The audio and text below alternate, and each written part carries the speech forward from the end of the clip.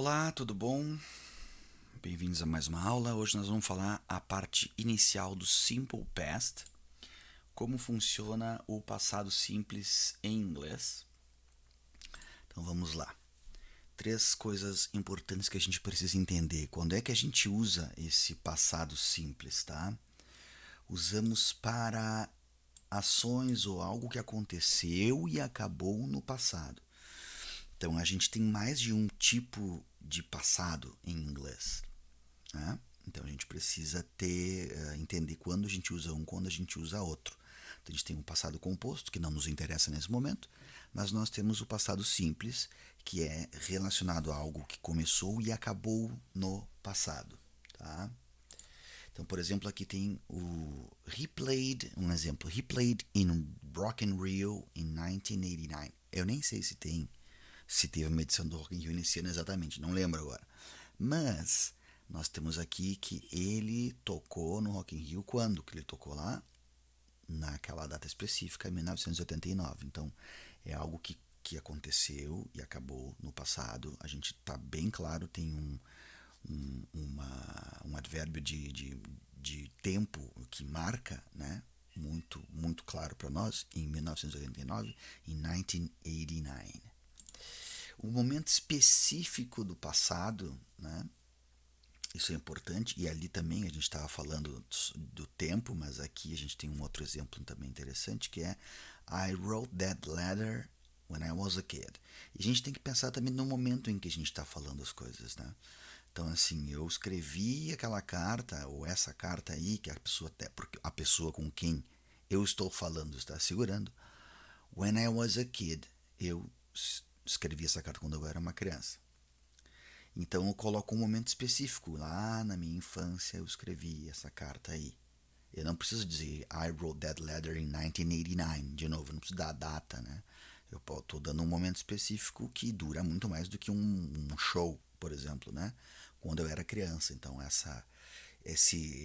o intervalo de tempo não é a questão, e sim que ele tenha um início e um fim no passado, né? Depois nós temos também uma coisa que é interessante da gente lembrar, que são as ações repetidas no passado. Tu pode ter ações que tu fez, no passado, que elas eram repetidas. E tu coloca a frequência para marcar essas ações repetidas. Então dou um exemplo aqui. She studied English every day last week. Então, vamos pensar, uma aluna teve aula, daí ela pegou e fez sua atividade, então ela estudou inglês todos os dias na semana passada. Terminou, terminou. É uma ação repetida. Pá, todo dia. Every day. Estudou. E aí na semana passada é o momento que marca que acabou, ou seja, estou falando de um momento da semana passada que aconteceu em vários momentos. Então a gente pode ter um momento único, como no primeiro exemplo ali, né, que tocou no show no Rock in Rio em 89 e terminou, ou I wrote that letter when I was a kid. Também assim, a gente não sabe exatamente o tempo que foi gasto para escrever a carta, mas a gente sabe que ela começou e acabou no passado. E aqui a gente tem um indicativo de frequência. She studied English every day last week. Então tu pode usar como frequência, mas tu tem que marcar que acabou. Foi a semana passada, não é essa semana. Semana passada, nós estamos falando da semana passada, e lá ela estudou todos os dias, certo? Para ter uma visualização melhor aqui do que a gente está falando, né? Então a gente tem o passado, o presente, onde eu estou agora com vocês aqui, né? Um suposto presente. Estamos aqui falando, e aí eu digo uma frase que tem um início aqui, e aqui era para ter escrito outro passado, não tem, mas enfim, ó, eu tenho uma coisa que começa nesse passado e termina aqui, onde ainda é passado, né? Esse é o movimento que o Simple Past faz, diferente de outros tempos verbais. A gente tem que marcar aqui, né? Isso aqui pode ser um indicativo de frequência e acabou. Pode ser um indicativo de algo que foi feito em uma ação e acabou. E assim vai. Mas ela sempre tem esse arco aqui, né? Que é tem um início e tem um fim lá no passado. E aí eu enuncio essa frase aqui no presente. Tá?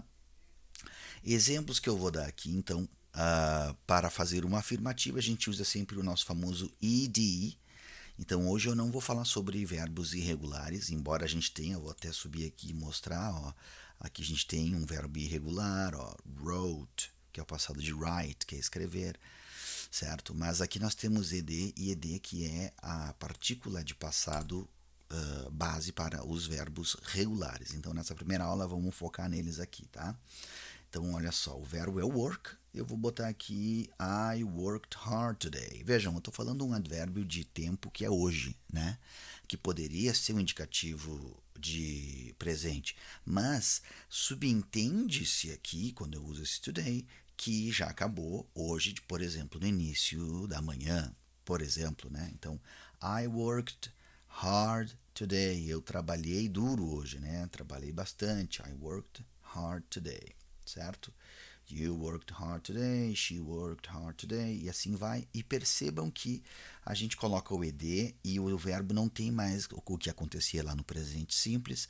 O verbo não tem mais a conjugação em terceira pessoa aqui, a gente não tem para o passado modificação. A gente bota ed em tudo e vai que é um doge, como dizíamos nas antigas.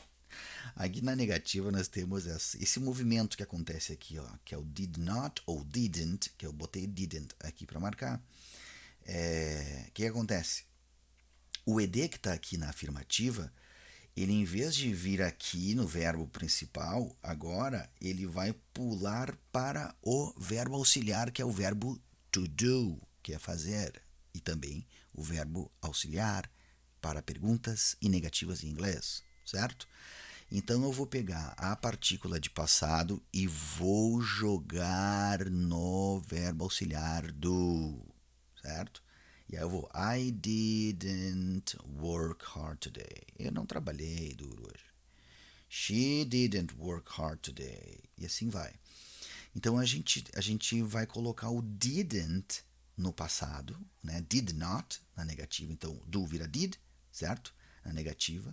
E o work fica normal, diferente do que nós temos aqui. Então é como se nós fizéssemos o quê? O movimento que está aqui, ó. O ed sai do verbo principal e pula para o do. E aí nós transformamos o verbo auxiliar em passado. E na interrogativa também. Então eu chego assim no meio de uma aula e perdi alguma coisa, será? Vou perguntar para os meus alunos e eu vou dizer, did I miss something? Perdi alguma coisa no sentido de, vocês estão conversando de algum assunto, né? E aí eu posso fazer uma pergunta assim e usar o did. Vejam, e aqui a gente marca, ó, context in the past. Olha só as frases que eu botei aqui dizendo, did I miss something? Ou seja, eu não estou dizendo aqui, mas a gente tem que entender que pode estar implícito esse contexto que acabou no passado, né? Se eu falar assim, perdi alguma coisa, tem que subentender esse exemplo aqui que a conversa já acabou, né? Se eu tô fazendo uma hipotética reunião aqui, que vocês estão numa aula e eu chego lá, aí acabou. E aí eu apareço e digo, did I miss something? Então a ação, subentende-se que essa ação já acabou, né? Did you know that? Então assim, ó, vocês não podem, vocês não podiam ter feito isso, sei lá, né? Dá uma frase, vocês não podiam ter feito isso. Ah, did you know that? Você sabia? Tu sabia disso? Did you know that? Então a gente pode ter o contexto no passado, ele pode estar implícito, né? Se a gente olhar um exemplo de uma frase interrogativa aqui, a gente perde, né? Então por que eu estou falando isso? Para a gente pensar que quando a gente vê uma frase, nem sempre vai estar implícito ali, dependendo do exemplo de onde tu tirar a tua frase, nem sempre vai estar implícito qual é o advérbio de tempo do passado para indicar que acabou aquela ação, mas ele está subentendido. Isso que é o mais importante entender, né?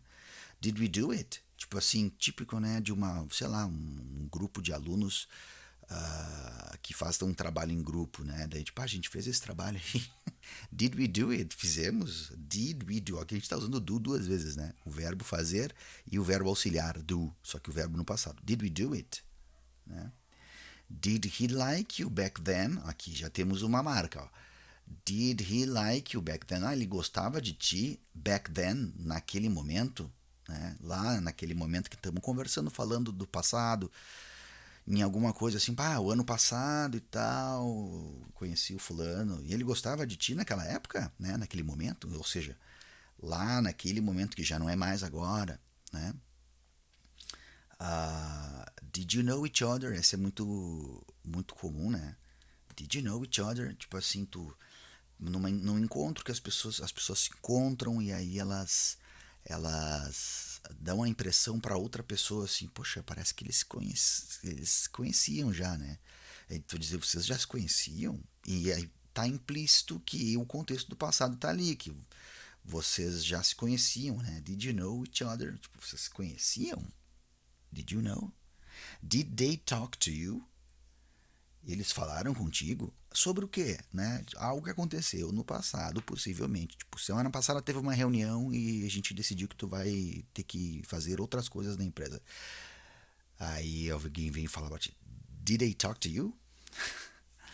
Bom, esses são alguns exemplos básicos assim para a gente entender como é que é o funcionamento, tá? O verbo vem sempre com seu radical aqui, mais o ed, e depois eu vou explicar alguns macetezinhos aqui de como usar o ed. E é os verbos regulares, né? Aqui então eu usei o verbo work, e aí mostrei aqui que é o mais importante a gente guardar, que é o do na negativa, que é did not ou didn't. E a interrogativa, daí tu bota o did no início e depois tu fala a tua frase. Certo? É isso aí. Daqui a pouco vem mais vídeos chegando no canal. Esse é o L2 Online Learning. E obrigado pela atenção. Até o próximo vídeo.